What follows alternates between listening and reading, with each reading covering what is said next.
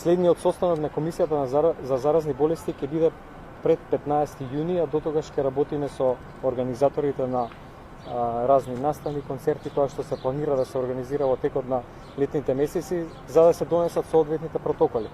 Што значи дека доколку продолжат овие бројки, овие трендови, после 15 јуни може да се очекува дополнителни олеснувања на рестриктивните мерки. Тука мислам на две работи. Прво, полицискиот час и второ, овие препораки за организација на другите настави. Последните 7 до 10 дена сликата целосно ќе се смени.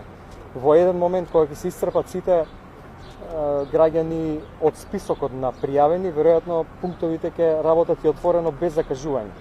Така да до крајот на месец јуни мислам дека таа слика целосно ќе се смени.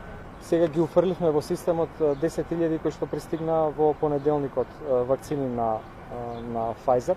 Меѓутоа очекуваме значајно забрзување на процесот кој ќе стигнат другите вакцини од Sinovac. Утрово стигна информација дека може да очекуваме пратката да стигне во следните 7 дена во нашата земја.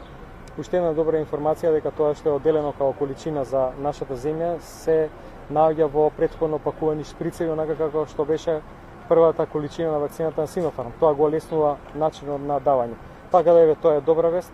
Оставам резерва, еве гледаме со што се соочуваме, меѓутоа верувам дека еве ова ќе се оствари тоа што го најавија представниците на компанијата. Во следните 7 дена стигнат 500.000 вакцини во нашата земја.